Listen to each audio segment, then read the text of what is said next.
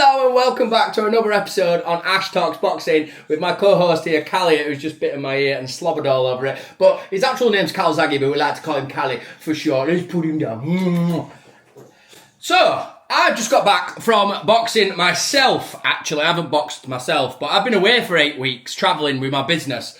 And I'm back here in Australia and I've just had my first boxing session with my coach. Oh my days. I only did 6 threes.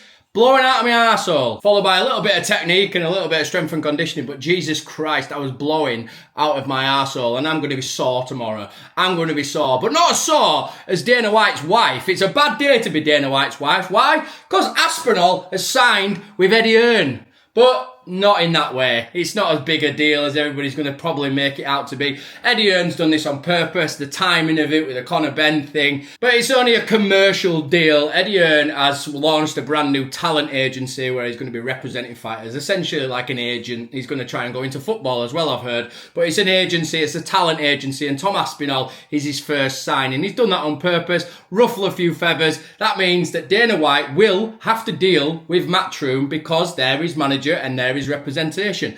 But you know that one day Tom Aspinall will probably go into boxing, and Eddie Hearn's going to be at the forefront of that, and he's going to make sure he takes him and he'll sign him because Dana White doesn't pay his fighters as much as boxers get. But this means war, doesn't it? This means war, and if Eddie Hearn can be a little snaky and try and get some of his fighters in certain ways, he's going to do it. And if he's going to represent some UFC fighters, then why the hell not represent the heavyweight champion of the world, currently still the heavyweight champion of the world? And Dana White did an interview with Piers Morgan, but obviously it's a day early, so Dana White has not been able to react, or Piers Morgan's not been able to ask the questions about Eddie Hearn and Tom Aspinall. But I'm sure over the coming days that will come out. But I don't think Dana White's going to give a crap. UFC seem to control their fighters and tell them where to be, what to do, and when to shit, and do it exactly how they want them to do.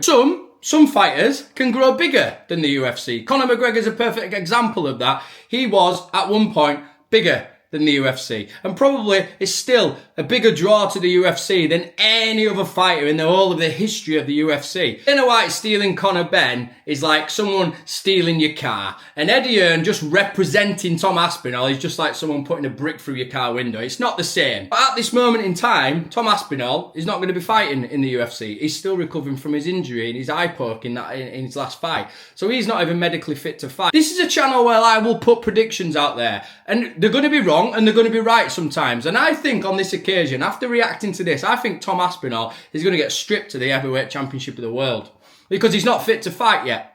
He isn't fit to fight. So now he's just signed with Eddie Hearn. He will then go, do you know what? You want to be a scumbag? I'll be a scumbag. And I'm going to rip you of your heavyweight championship because you're not going to be able to defend it anytime soon. And the White House card is getting put together. And they'll probably put John Jones and Alex Pereira up against each other for the heavyweight championship of the world, or something along them lines will happen. That will be the reaction back to Tom Aspinall for signing for Eddie Hearn. I do believe that this is a chance for Tom Aspinall potentially, or Eddie Hearn potentially, to negotiate with Tom Aspinall to get him over to boxing.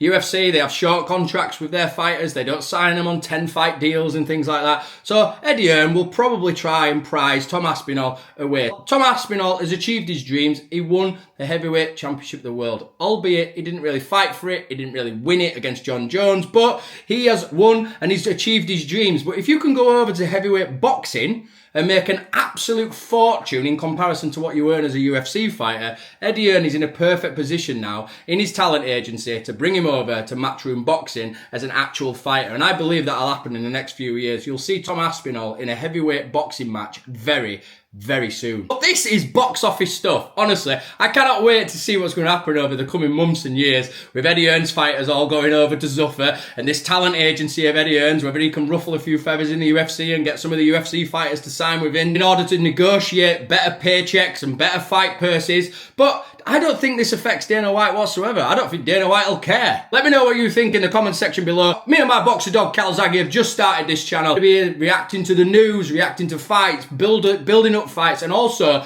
I'll be taking you on a journey where I am going to be opening up my own boxing club here in Australia, which is so exciting. Please join along for the journey. Please like, please subscribe, and I will see you on the next one.